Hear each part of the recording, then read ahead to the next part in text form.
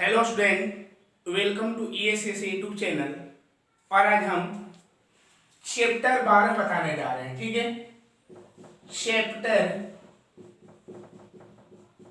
12 जिसको हम बोलते हैं लीनियर प्रोग्रामिंग प्रॉब्लम्स। इसको बोलते हैं शॉर्टकट में LPP। इसको हिंदी में बोलते हैं रैखिक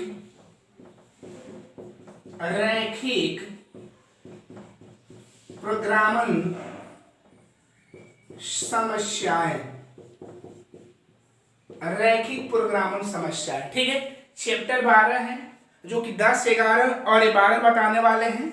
उसके बाद 13 बताएंगे।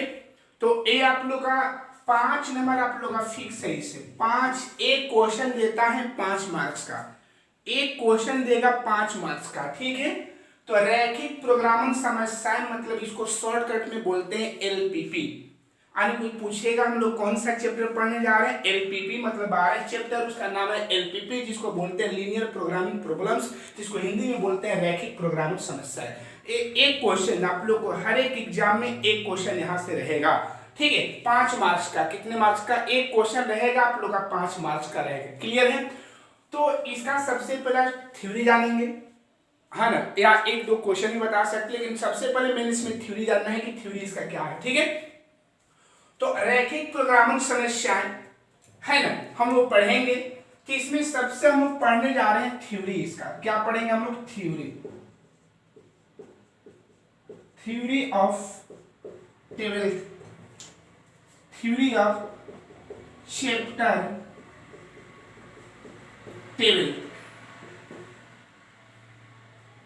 ठीक है, तो इसका पहला आप लोग को बताने जा रहे हैं। पहला मेन पॉइंट है इसका थ्योरी में इसका पहला पॉइंट पढ़ेंगे 12 चैप्टर का थ्योरी। ओके, तो इसमें सबसे पहले हम आप लोग को बता रहे हैं एक चर वाले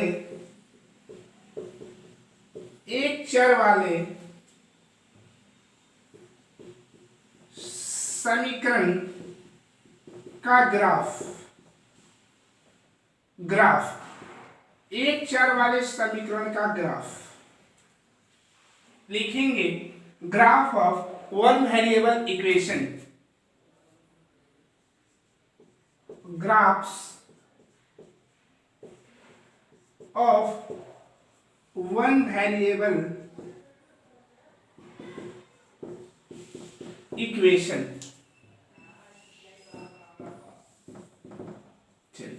वन वेरिएबल इक्वेशन का मतलब ये हुआ, आपको ध्यान देना है कि जैसे इसका एग्जाम्पल देखिएगा बाबू, अगर हम आपको बोल दे कि x ग्रेटर देन 3, समझिएगा। इसमें सबसे पहले ध्यान देना है कि LPP में जो भी हम लोग का क्वेश्चन है पढ़ेंगे वो इनक्वालिटी का पढ़ेंगे। किसका पढ़ेंगे? Inequality.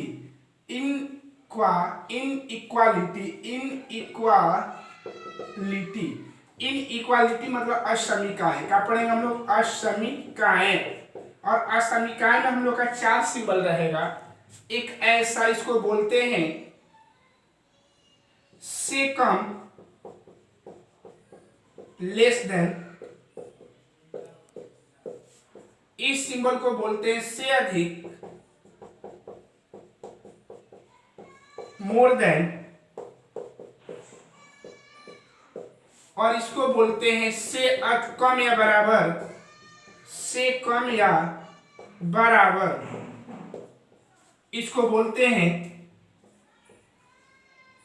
Less than to equal. और एक होता ऐसा से अधिक या बराबर। इसको बोलते हैं greater than to equal.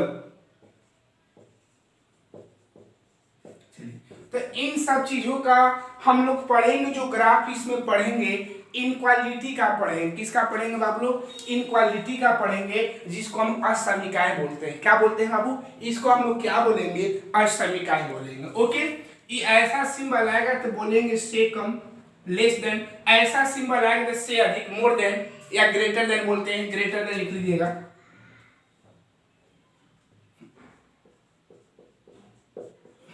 Greater than, इसको बोलते हैं लेस देन टू इक्वल, से कम या बराबर, और इसको बोलते हैं less than, greater than to equal, जिसको हम बोलते हैं अधिक या बराबर, जिसको हम बोलेंगे अधिक या बराबर।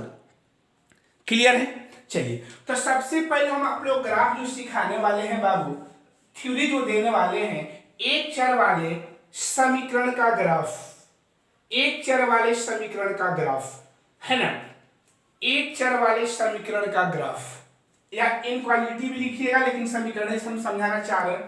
तो जैसे मान लेते हैं कि आप लोग को अगर समीकरण का ही बात किया जाए अभी, है ना, तो एक चर वाले समीकरण का ग्राफ अगर हम बात करेंगे, तो जैसा आप लोग 10th क्लास में पढ़े होंगे बाबू लोग, कि इसका जब ग्राफ खींचेंगे तो ध्यान रखिएगा इसमें y नहीं है, तो हम इसको लिख सकते हैं x + 0y = 3।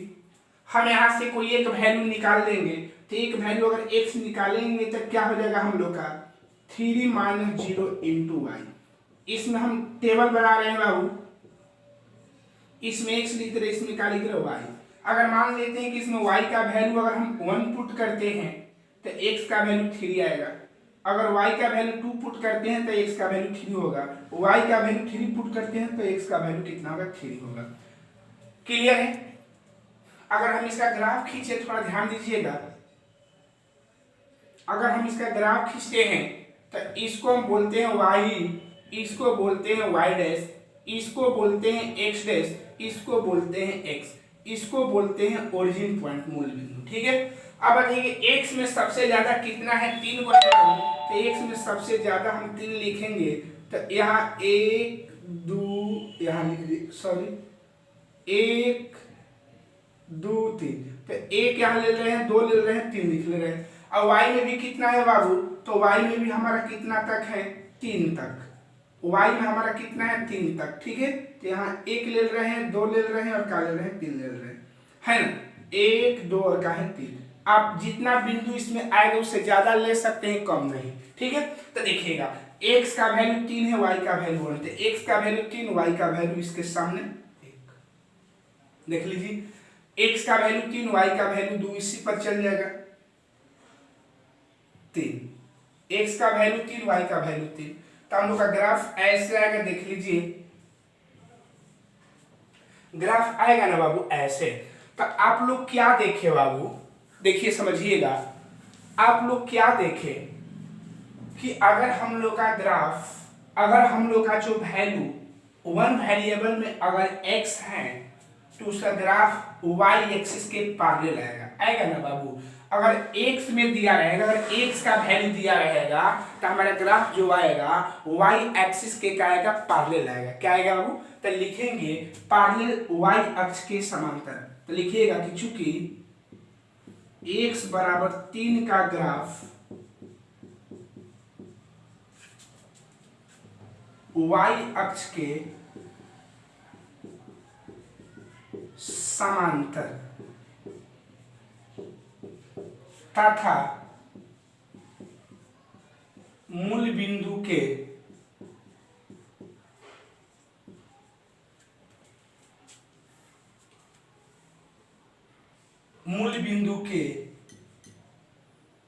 दाहिने तरफ।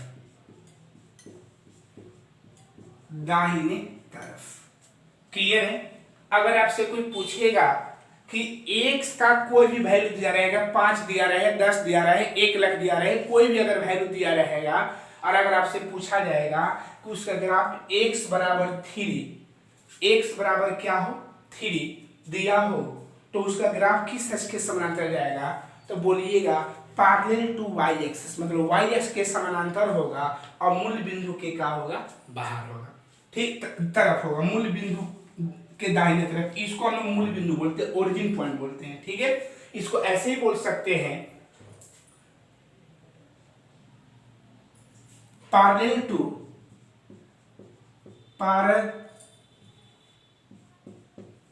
Parallel to y axis,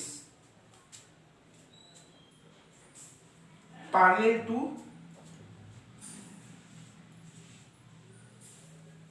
to y axis of x equal 3। ठीक है, हो गया। अरे parallel to y axis of x equal 3, मतलब x इक्वल 3 का जो ग्राफ हम लोग का आएगा वो y एक्सिस के क्या आएगा, पैरेलल आएगा। क्या आएगा बाबू, पैरेलल आएगा। ठीक है ना। And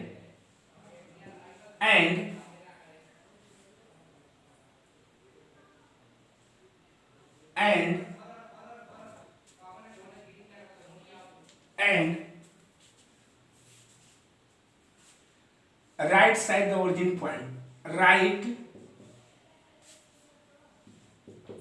side the origin point, मतलब इसका जो ग्राफ होगा क्या हो जाएगा बाबू, कि इसका ग्राफ जो होगा मूल बिंदु के दाहिने तरफ होगा। ठीक है, इसको हम ऐसे रिप्रेजेंट कर सकते हैं, x ग्रेटर देन इक्वल 0। ध्यान देना होगा आप लोगों को कि अगर x का वैल्यू 0 या 0 से ग्रेटर देन हो, समझिएगा, x का वैल्यू 0 या 0 से ग्रेटर देन हो तो उसका ग्राफ y एक्सिस के पैरेलल होगा and right side the origin point, मतलब मूल बिंदु के क्या होगा तरफ, मूल बिंदु के दाहिने तरफ होगा। मूल बिंदु के कहाँ होगा, दाहिने तरफ। कब, जब x का वैल्यू 0 से, देखिए यहाँ पर लिखे सिंबल, ऐसा सिंबल आएगा था, 0 से बड़ा या बराबर, ग्रेटर देन टू इक्वल।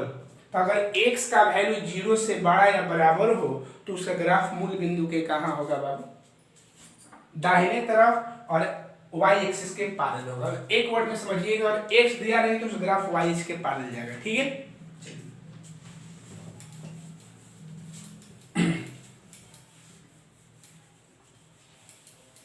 और एक और पॉइंट लिख सकते हैं, अगर ऐसे रहेगा, यहीं पर लिख दे रहे, ऐसा कंडीशन रहेगा तो यहां ए बी पैरेलल टू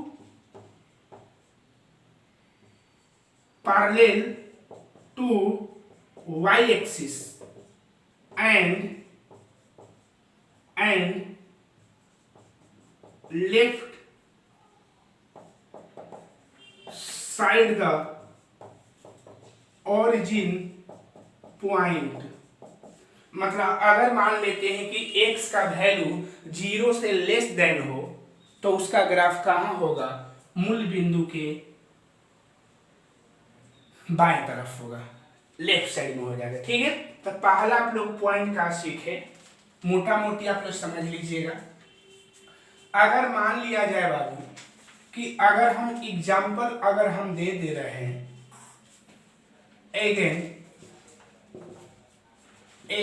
अगर हम मान लेते हैं कि हमारा जो ऐसे ले रहे हैं y का वैल्यू जो 0 से बड़ा होगा या बराबर, तो y का वैल्यू हम मान लेते हैं 3 ही ले लिए, क्या ले लिए, 3 ले लिए। तो जब 3 लेंगे तो इसका भी हम बनाएंगे ग्राफ, तो इसको हम क्या लिख सकते हैं, एग्जाम्पल ऐसे लिख दे रहे हैं। तो इसको जब हम बात करेंगे, ध्यान दीजिएगा बाबू, तो इसको हम लोग क्या करेंगे, y इक्वल 3 मान लीजिए इसको अपना से एग्जाम्पल, y का वैल्यू 0 से ग्रेटर देन इक्वल। तो ध्यान देना है कि अगर हम इसको ऐसे दिखा सकते 0x प्लस वाई इक्वल 3 अपना सुविधा के लिए, तो y equal 3 minus 0 into x, इसका टेबल बनाएंगे बाबू, इसका भी। तो यहाँ x और यहाँ क्या होगा y, अगर x का वैल्यू 1 बैठाते हैं तो y का वैल्यू 3, अगर x का वैल्यू 2 बैठाते हैं तो y का वैल्यू 3, x का वैल्यू 3 बैठाते हैं तो y का वैल्यू का होगा 3 होगा। इसका हम ग्राफ का बात करेंगे,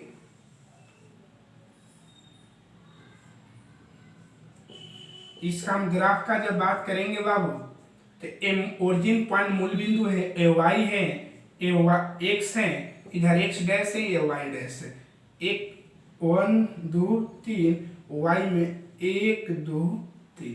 चलिए अब इसका ग्राफ देखा जाए, एक्स का मान 1 है, तो y का मान 3 है, लाइन से सीधे देख लीजिएगा। x का मान 2 है तो y का भी मान 3 है, और x का मान 3 है तो y का भी मान 3 है। तो हम लोग का ग्राफ क्या होगा? तो आप ही बताइए कि अगर हम लोग का y के रूप में दिया रहेगा, एक चर वाला का है, इसमें एक ही चर, अगर y के रूप में दिया हुआ रहेगा तो हम लोग का जो ग्राफ होगा, y के रूप में अगर दिया रहेगा तो हम लोग का जो ग्राफ हो जाएगा वो क्या होगा? उसका जो ग्राफ हो जाएगा हम लोग का वो क्या होगा? y एक्सिस के पैरेलल होगा। y एक्सिस के क्या हो जाएगा? पैरेलल हो जाएगा। ठीक है, y एक्सिस के क्या पैरेलल होगा और अपवर्ड द ओरिजिन पॉइंट, मतलब मूल बिंदु के क्या होगा? ऊपर होगा। अपवर्ड द ओरिजिन पॉइंट मतलब मूल बिंदु के अपवर्ड द ओरिजिन पॉइंट मूल बिंदु के ऊपर होगा। और डाउनवर्ड अगर नेगेटिव हो जाएगा y का वैल्यू तो क्या होगा? नीचे हो जाएगा। ठीक है, तो अगर मोटा मोटी अगर बात किया जाए तो ग्राफ को समझ गए होंगे कि अगर x वाला वैल्यू दिया रहेगा तो हम लोग का ग्राफ y एक्सिस के पैरेलल होगा, अगर y वाला वैल्यू दिया रहेगा तो हम लोग का ग्राफ किस एक्सिस के पैरेलल होगा? x एक्सिस के पैरेलल होगा। ठीक है, क्लियर है? तो चलिए अब हम मोटा मोटी इसको हम ऐसे लिख दे रहे हैं, ध्यान दीजिएगा बाबू, समझ गए होंगे इसको कैसे करना है। लेकिन अब आप लोग को समझना है ऐसे, ध्यान दीजिएगा, इसको हम यहाँ नोट डाल दे रहे हैं। ठीक है, अगर मान लीजिए पहला इसका नोट डालेंगे, if x greater than equal 0 then the graphs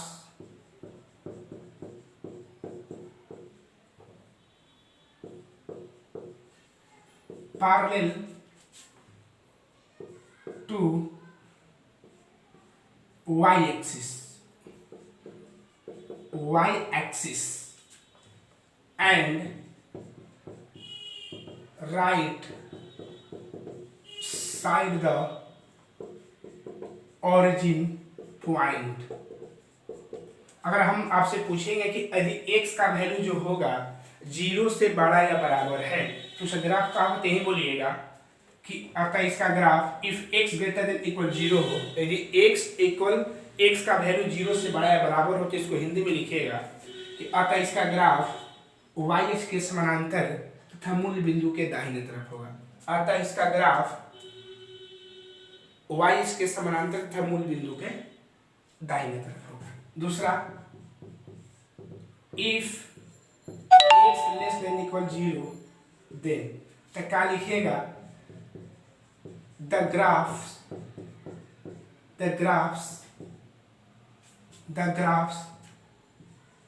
draw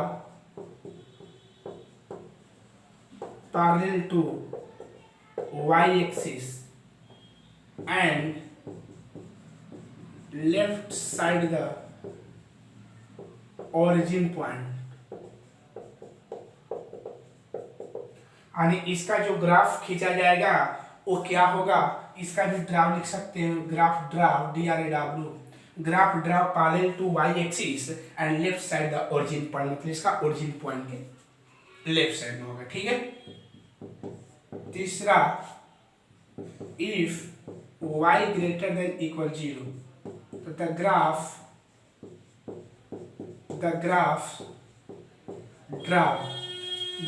drive parallel to x axis and upward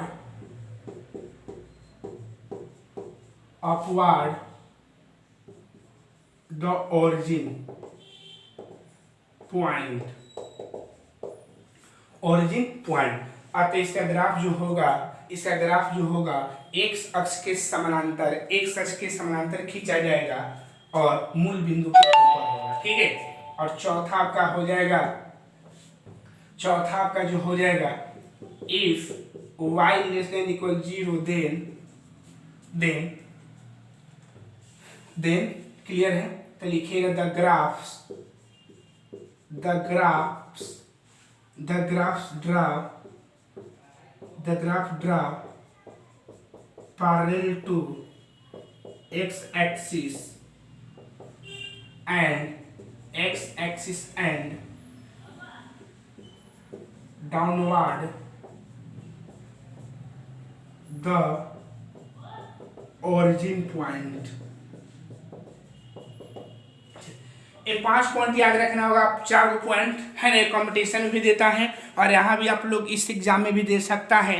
आप लोग एक वर्ड में याद रखिएगा, है ना कि अगर x का कोई भी टर्म अगर दिया रहेगा, चाहे छोटा हो चाहे बड़ा हो, x का कोई भी टर्म दिया रहेगा चाहे छोटा हो चाहे बड़ा हो, उसका जो ग्राफ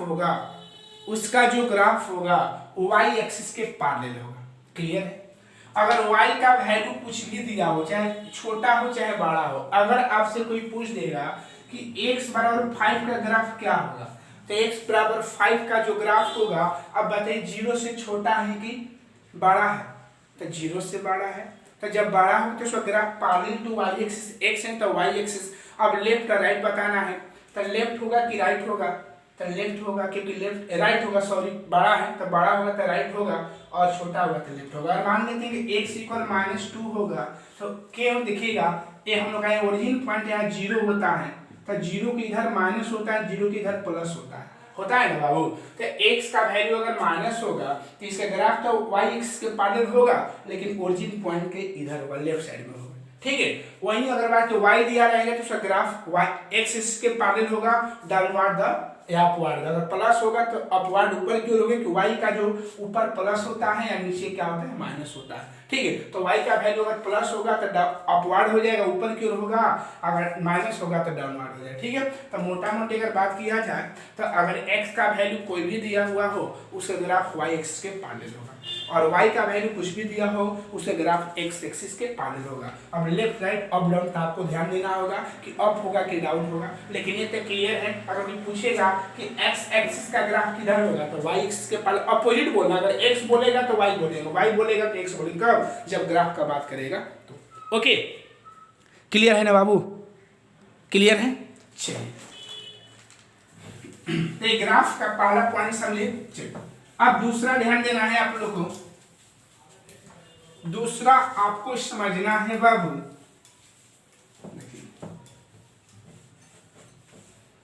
दो चर वाले का बात कर रहे हैं, दूसरा कंसेप्ट, दो चर वाले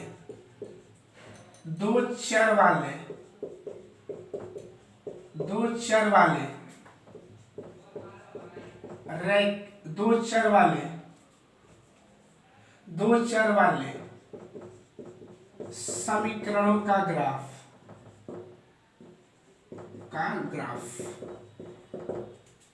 and the graph of two variable equation,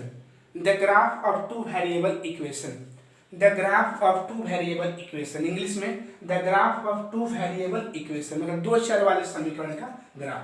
जैसे एग्जांपल इसका, अगर मतलब 2x प्लस यहाँ मान लेते 6y इक्वल, मान लेते हैं हम, क्या मान लिए बाबू, y मान लिए, इक्वल का मान लिए हम यहाँ पर 4 मान लिए। ठीक है, इसमें कौन को वेरिएबल है, 2 ठो है, इसमें वेरिएबल कौन को है, 2 ठो है। तो यहाँ से कोई एक वैल्यू 10 क्लास में निकाले होंगे, तो मान लेते हैं कि 2x इक्वल का मान रहे 4 माइनस वाई, x का वैल्यू निकालेंगे तो 4 माइनस वाई बाई। क्लियर है? कि x हो जाएगा और y हो जाएगा। अगर मान लेते हैं आपको बताया है कि y का वैल्यू सबसे छोटा रखा जाए, तो मान लेते हैं अगर y का वैल्यू 0 रखें तो x का वैल्यू 2 हो जाएगा, y का वैल्यू अगर 1 रखेंगे तो इसका वैल्यू भी 1 हो जाएगा x का। अगर y का वैल्यू अगर 2 रखते हैं, सॉरी 2 मत रखिए, कटने वाला नहीं है, 1 मत रखिए। अगर मान लेते हैं हमने y का वैल्यू अगर 2 रखते हैं तो यहाँ कट कर कितना आ जाएगा, वो 1 हो जाएगा। 3 नहीं, हम 4 रखेंगे तो y का वैल्यू अगर 4 रखते हैं तो x का वैल्यू कितना होगा, 0 हो जाएगा। क्लियर है ना? देख लीजिए अच्छा से। अगर इसका हम ग्राफ का बात करेंगे बाबू, तो इसका जब ग्राफ का बात करेंगे तो x में सबसे ज्यादा कितना है, 2 तक है, तो 1 और क्या हो जाएगा 2, और y में 4 तक, 1 2 3 और 4, 1 2 3 4। क्लियर है? x का वैल्यू 2 है और y का वैल्यू 0 है, तो यही हो जाएगा। x का वैल्यू 1 है और y का वैल्यू कितना है? 2 है। x का वैल्यू 1 2 3 4 तो 2 है, तो y का वैल्यू 2 हो जाएगा।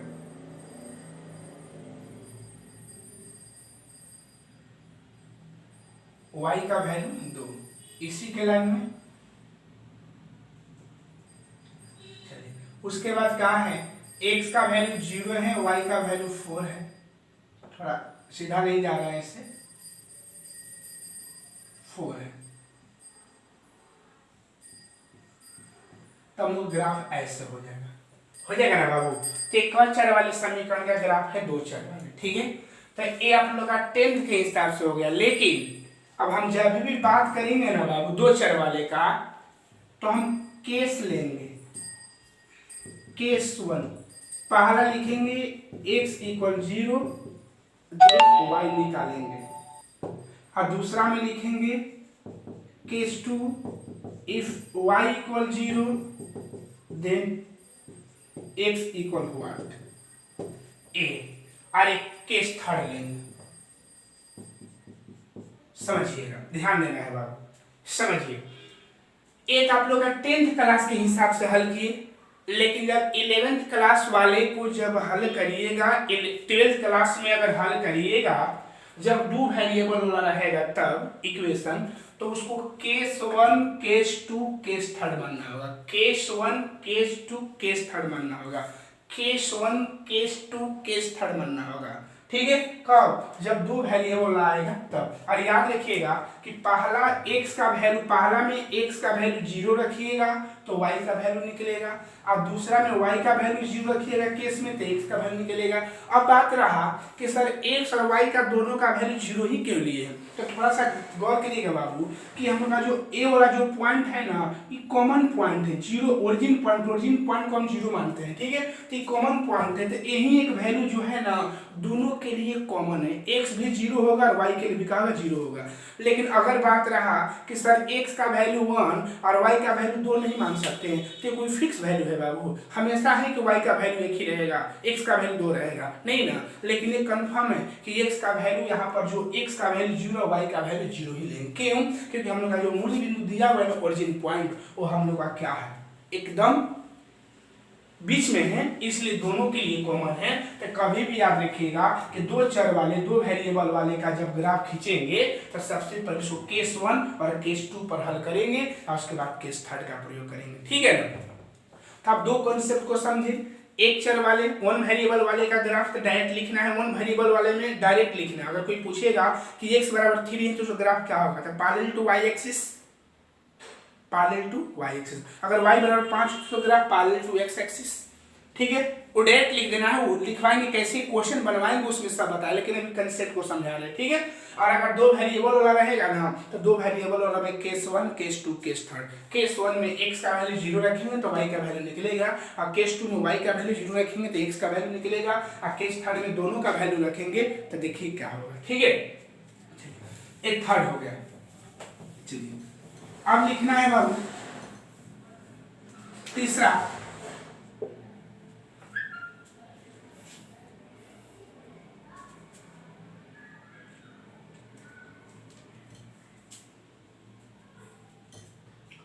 अब लिखेंगे विजुअल रीजन, छायांकित भाग, नहीं सॉरी, पहले हम लिखेंगे कथन सत्य है या असत्य। कथन सत्य है या असत्य। A statement is true and false। इसको इंग्लिश में लिखेंगे A statement is true और false। false, ठीक है? तो अगर मान लिया जाए एग्जाम्पल, अगर मान लिया जाए कि अगर हम बोलेंगे कि x का वैल्यू जो है क्या है बाबू, अगर हम बोलेंगे आप लोगों को कि 0 जो है 3 से बड़ा है, 0 जो है 3 से बड़ा है, 0 जो है 3, देखिएगा आप लोग को बताए होंगे कि इनक्वालिटीज को असमिका बोलते हैं।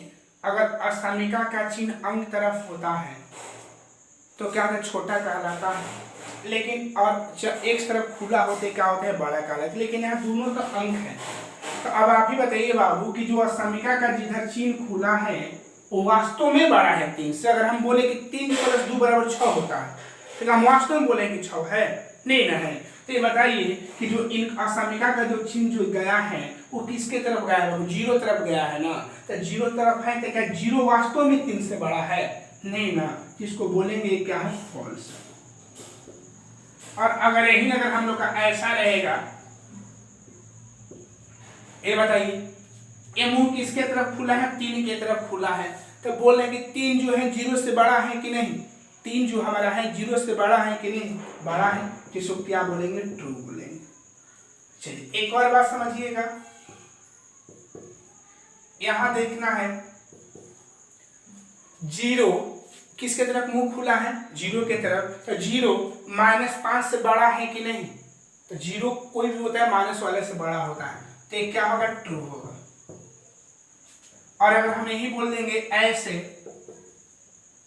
-5 0 से बड़ा है तो ये क्या होगा, फॉल्स हो जाएगा। तो सबसे पहले आप लोगों को ट्रू और फॉल्स को पहचानना होगा। तो एक का जब हम क्वेश्चन हल करेंगे ना तो उसमें खुद पता चलेगा कि कैसे ट्रू है। लेकिन अभी हम समझा रहे हैं थ्योरी को। तो अगर मान लेते हैं जो स्टेटमेंट फॉल्स होगा तो लिखिएगा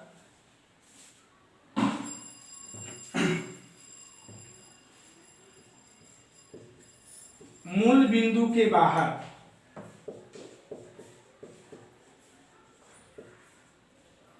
मूल बिंदु के बाहर outside the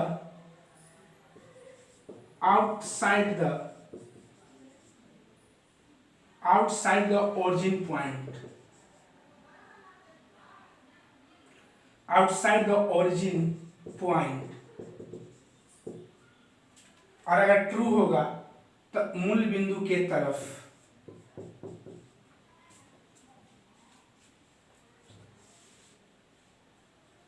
ऐसे भी मूल बिंदु के तरफ, इसको लिख सकते हैं towards the origin point, to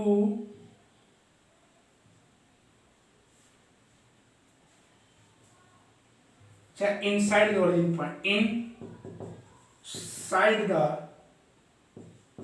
origin point। देखिएगा अगर मान लेते हैं कि हम लोग का जो स्टेटमेंट अगर गलत होगा, फॉल्स होगा, तो उसका जो हम छायांकित भाग फिजिबल रीजन,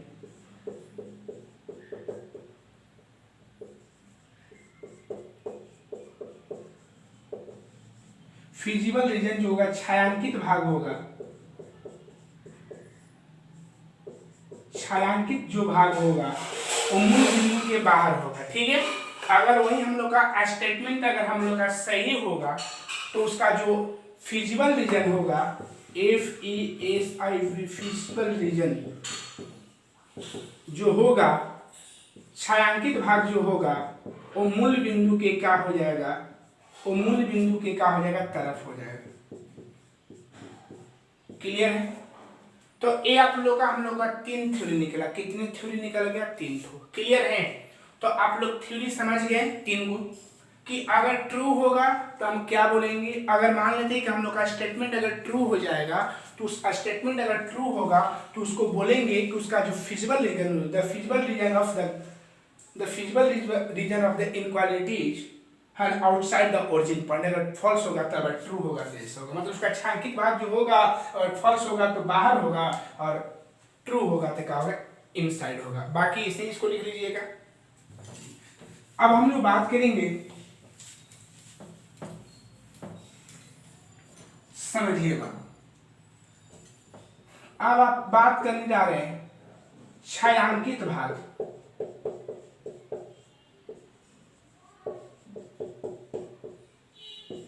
फिजिबल रीजन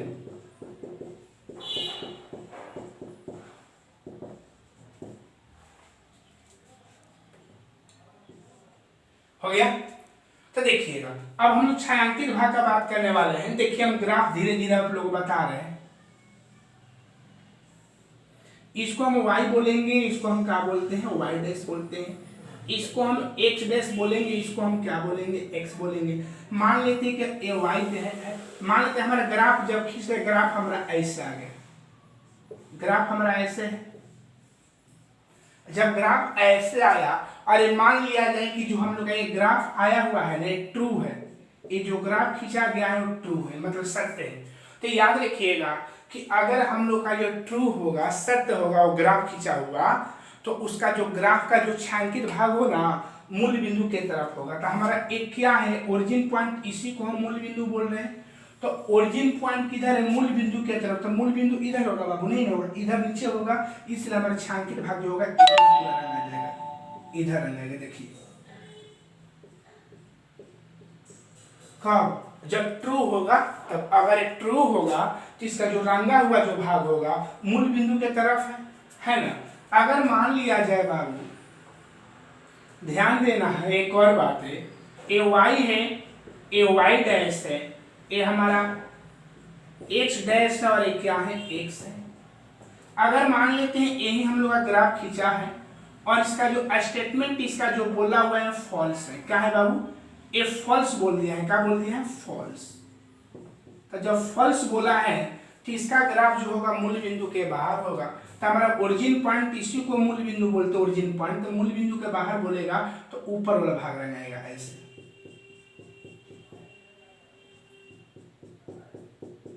तो आप लोग समझ गए होंगे कि अगर ट्रू होगा, एक ट्रू के लिए है और एक किसके लिए, फॉल्स के लिए। अगर मान लेते हैं हमारा इक्वेशन ऐसे रहेगा, तब इक्वेशन कहीं से भी हो सकता है। अगर मान लेते हैं हमारा इक्वेशन इधर से हो जाए, इसका ट्रू पूछेगा तो ट्रू इधर ही हमेशा होगा। अगर मान लेते हैं इक्वेशन हमारा ऐसे हो जाए तो ट्रू इसका इधर ही होगा, सत्य वाला। अगर इक्वेशन हमारे इधर से आ जाए तो इसका ट्रू इधर से ही होगा, अनुमूल। और अगर ऐसे होगा तो ऐसे रहेंगे।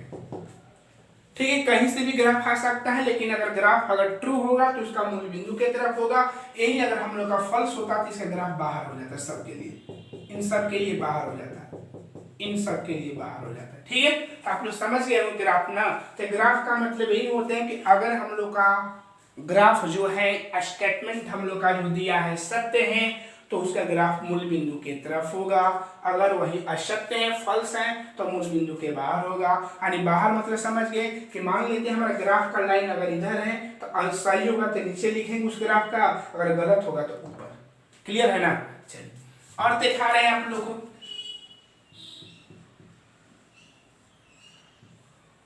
मान लेते हैं ऐसे हमारा है और एक ऐसे है, एक ऐसे है और एक हमारा ऐसे है।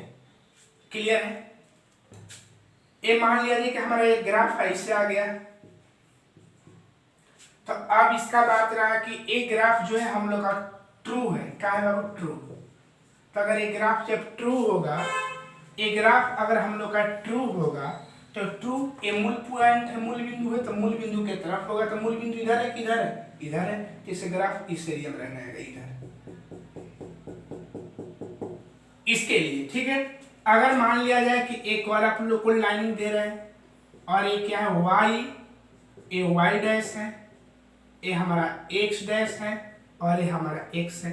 अगर मान लेते हैं कि हमारा ग्राफ जो है ऐसे आ जाए, ऐसे, और ये मान लेते हैं कि हम लोग का फॉल्स है। क्या है बाबू, फॉल्स। ये छोटा दिखा देना आप लोग को, ये ओरिजिन पॉइंट है।